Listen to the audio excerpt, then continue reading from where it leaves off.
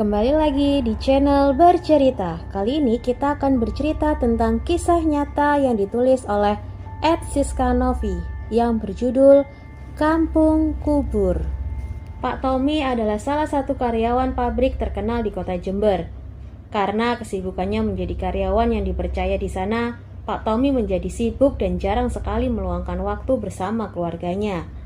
Pak Tommy terkenal dengan sifat disiplin di kantor. Tak jarang jika ada karyawan lain yang datang telat atau malas, Pak Tommy tanpa berpikir panjang akan menegur mereka. Pak Tommy terkenal sebagai orang yang ambisius. Beberapa orang terdekat yang sangat mengenalnya sudah hafal betul bahwa Pak Tommy akan melakukan segala cara untuk tujuannya. Pak Tommy memiliki anak kembar yang bernama Akbar dan Ilham, dan seorang istri yang bernama Linda. Linda berkenalan dengan Tommy saat duduk di bangku kuliah. Mereka berkenalan dan kemudian setelah lulus kuliah memutuskan untuk menikah. Tommy bekerja dan Linda memutuskan menjadi seorang ibu rumah tangga. Saat itu pagi hari Pak Tommy akan berangkat kerja. Kemudian Akbar dan Ilham menghampirinya. "Ayah, kami pengen liburan. Ayo, kapan ayah ngajak kami jalan-jalan?" ucap Akbar dengan memeluk ayahnya. Ilham tidak ikut berkata, dia lebih memilih menunjukkan sikap kepada ayahnya yang ingin kembali ayahnya meluangkan waktu dengannya. "Sudahlah mas, ayo kita liburan. Anggap saja kamu istirahat sejenak dari rutinitas kantor.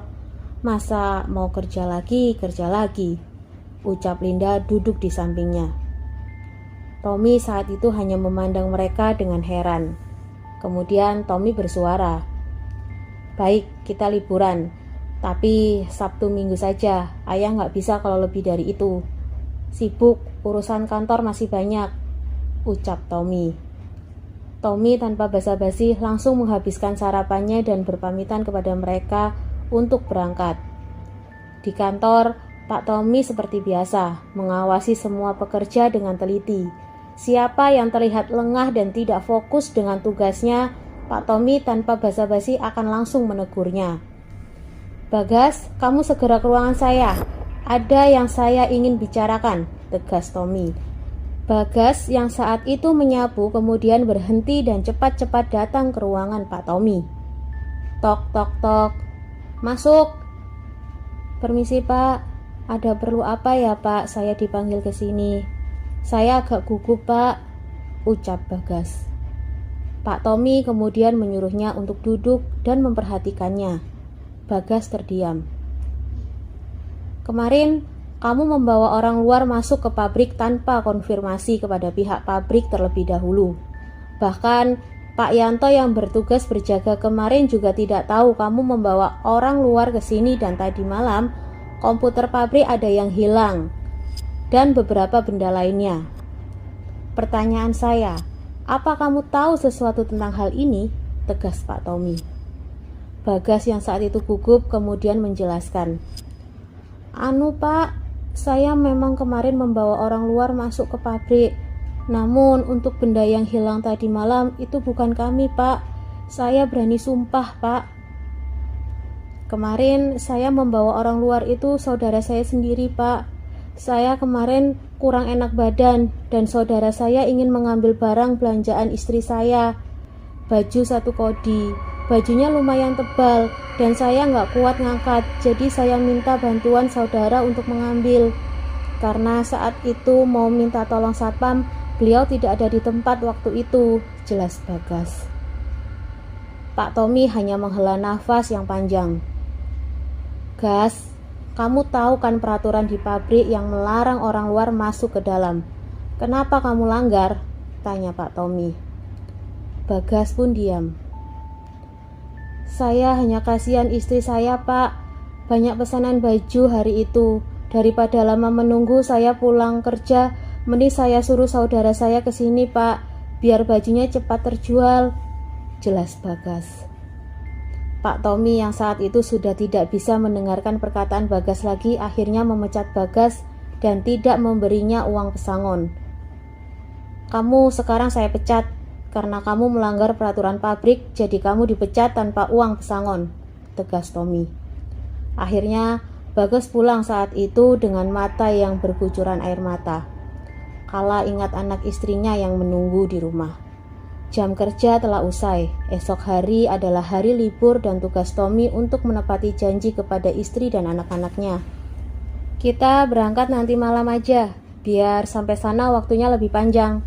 Aku sebentar lagi pergi dulu mau nganter teman benerin mobil, ucap Tommy. Loh ya, gak istirahat dulu.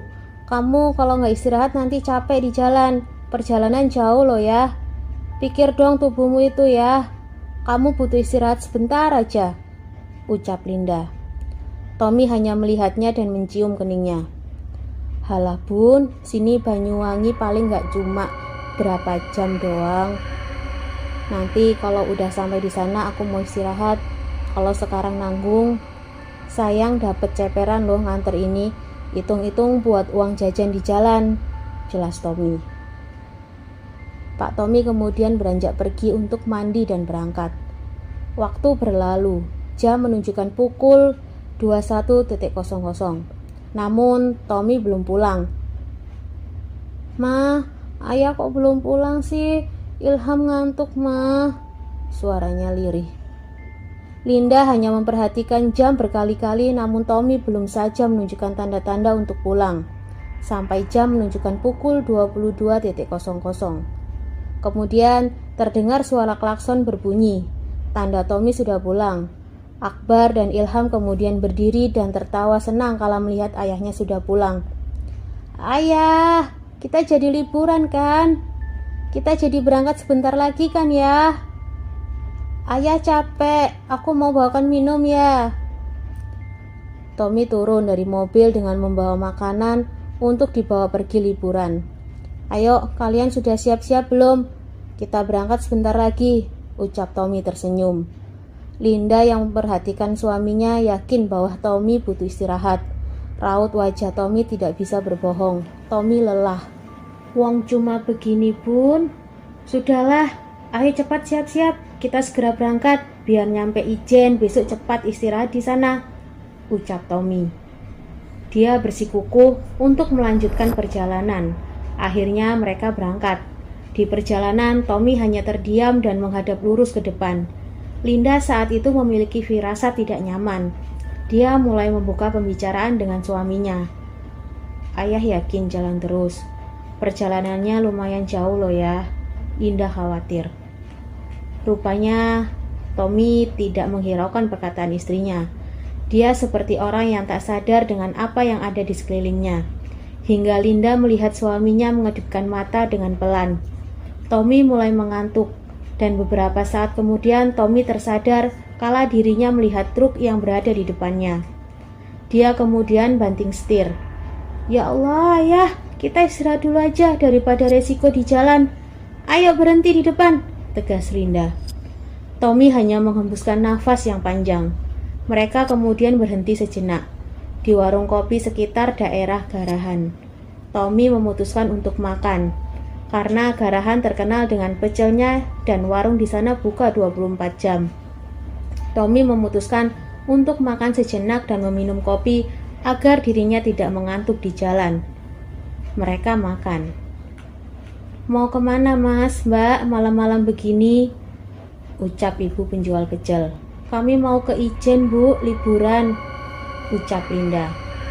Kami pesan pecel bu, 2 sama kopi 1 dan teh 1, sambung Linda. Akbar dan Ilham sudah terlelap tidur di mobil. Mereka memutuskan untuk tidak membangunkan mereka. Di tengah-tengah mereka makan, ibu penjual pecel berkata, apa tidak menunggu besok pagi saja pak, bu? Di atas udah alas gumitir. Nanti kalau melanjutkan perjalanan kalian klakson 3 kali ya kalau udah sampai Batu Gudang, saran penjual itu. Linda dan Tommy hanya saling pandang. Mereka tidak paham dengan perkataan ibu penjual itu.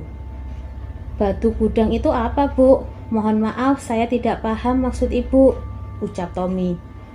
Ibu penjual itu melihat mereka dengan raut wajah khawatir. Kemudian dia duduk di depan Linda dan Tommy. Waru gudang atau orang bilang batu gudang itu semacam wangkit atau batas mbak, mas, katanya sih. Jika ada orang yang lewat sana tengah malam harus klakson atau unjuk salam agar selamat. Kalau kata orang sini, itu pintunya kampung goib ala sini mas, jelas ibu itu. Tommy kemudian tersenyum. Oh alah bu, zaman sekarang kok percaya kayak gituan. Pokoknya kita nggak mengganggu saja loh, nggak usah unjuk salam atau apalah, kayak orang kolot aja. Percaya hal kayak gituan bu, ujar Tommy. Si ibu penjual itu hanya melihat Tommy dengan raut wajah yang aneh. Kemudian Linda yang mendengar perkataan Tommy menyambung pembicaraan. Heh, kamu ini ya, kalau ada orang nasehatin kita harus ambil buat pegangan aja biar kita hati-hati dan mawas diri. Seharusnya kita berterima kasih sama ibu ini, udah mau mengingatkan kita. Toh nggak ada salahnya, soalnya kita ini orang asing ya. Kudu bawa unggah-ungguh di tempat tinggal orang lain. Aku terima kasih loh bu, sudah mau mengingatkan kita untuk berhati-hati di jalan, jelas Linda. Ibu itu tersenyum kepada Linda. Ya sudah, kalian dilanjut makannya, nanti sekiranya sudah yakin bisa dilanjut perjalanannya. Ibu itu meninggalkan mereka untuk merapikan piring di belakang. Tommy hanya tertawa cekikikan. Alhamdulillah, bercandanya ibu itu membuatku tidak ngantuk lagi. Aneh-aneh saja zaman sekarang percaya hal mistis, kuno. Tommy bergerutu sambil meminum kopinya. Linda sudah tidak nyaman perasaannya. Dia yakin Tommy suaminya tidak ingin melaksanakan anjuran ibu penjual itu. Kamu itu mbok sekali-sekali mau mendengar nasihat orang ya. Apa salahnya kalau itu demi kebaikan kita? Tegas Linda. Hah? Apa? Nasihat gak jelas itu? Gila ya. Makanya banyak orang gak mau maju pikirannya. Orang masih ketinggalan zaman hidupnya. Manusia di luar sana udah berlomba-lomba membuat mesin waktu untuk masa depan. Ini malah ngomong mesin gaib. Gak jelas banget, ucap Tommy meremehkan. Akhirnya setelah mereka selesai, mereka kemudian membayar dan bergegas melanjutkan perjalanan. Hati-hati, ucap si penjual itu. Tommy dan Linda hanya melambaikan tangan. Di mobil, mereka berdua masih terus saja berdebat. Tommy masih dengan pendiriannya dan Linda masih tetap yakin dengan hatinya. Aku ini gak sok-sokan ngajari loh mas. Kamu ini sedikit ngasih hormat gitu loh ke orang lain. Siapapun itu, kalau memang gak suka atau gak mau dinasehati atau dikasih wejangan orang, udah dengerin aja, gak usah jawab, jelas Linda. Tommy lebih memilih diam dan mendengarkan istrinya yang mengoceh kesana kesini, hingga akhirnya mereka tiba di gerbang alas Gumitir.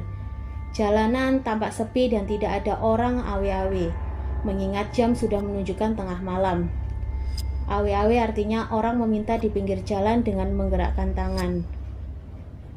Semakin mereka mengemudi ke atas, semakin tebal pula kabut yang datang. Pada saat itu, lampu masih bisa dihitung sepanjang jalan di alas Gumitir. Kanan kiri sudah pohon-pohon menjulang tinggi, gelap dan tak terlihat apapun. Hanya jalan di depan yang terlihat oleh cahaya mobil. Semakin terus berjalan, semakin tebal pula kabut yang datang. Akhirnya, Linda yang saat itu merasa aneh dengan jalanan yang amat sangat sepi, tidak ada satu kendaraan pun yang berpapasan lewat, mulai merasa tidak nyaman. Kamu coba klakson saja ya, demi keselamatan, ucapnya. Kamu ini kenapa? Takut? Kok takut sama beginian sih? Takut itu sama Tuhan.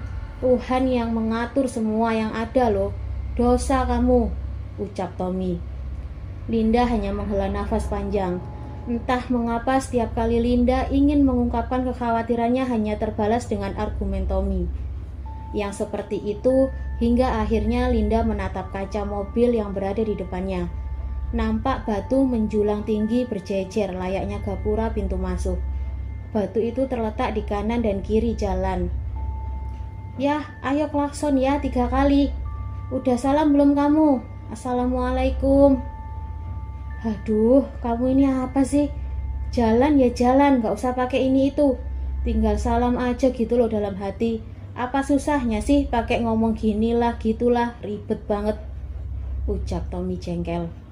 Linda hanya bisa membuang muka dengan jawaban Tommy. Tommy tetap dengan pendiriannya, memilih tenang dan tidak akan terjadi apa-apa. Perasaan Tommy agak aneh, di mana hampir beberapa menit yang dia lihat hanyalah jajaran batu menjulang tinggi di kanan kirinya. Linda sudah tidak peduli dengan situasi yang ada. Sejak perdebatan saat itu, dia memilih tidur dan membiarkan Tommy sadar seorang diri. Tommy agak heran mengapa jalan yang dilaluinya bukan pohon dan hanya batu yang dia lihat. Tommy juga tidak melihat sinar cahaya lampu dari kampung yang berasal dari rumah penduduk di bawah sana. Tommy mulai resah dan dia membangunkan istrinya. "Ma, bangun. Aku kayaknya lelah deh, Ma. Bangun. Aku tidak melihat apapun di sepanjang jalan ini," ucap Tommy. Linda saat itu hanya menoleh ke arah Tommy dengan keadaan mata tertutup. Dia mengangguk tanpa tahu apa yang disampaikan Tommy. Di tengah perjalanan, Tommy melihat dari kejauhan cahaya bintik-bintik yang bergerak turun dari kejauhan. Tommy menyipitkan mata. Apa itu? Batinnya. Tommy melambatkan laju mobilnya karena penasaran. Akhirnya Tommy turun. Dia melihat jam di tangannya, jam menunjukkan pukul 00.25. Ada alasan apa orang-orang jam segini berjalan berjejer-jejer di tengah hutan seperti ini? Tommy menghentikan mobilnya. Dia melihat Linda, Akbar dan Ilham sedang tertidur pulas. Dia mulai memperhatikan lagi rombongan orang sebanyak itu turun dari atas bukit membawa obor. Tommy melihat di antara orang sebanyak itu membawa obor terdapat 4 orang, di tengah-tengah mereka membawa keranda yang terlihat jelas di dalamnya berisi mayat orang yang dikafani. Tommy kemudian memejamkan mata. Sekali lagi dia tidak percaya dengan apa yang dilihatnya.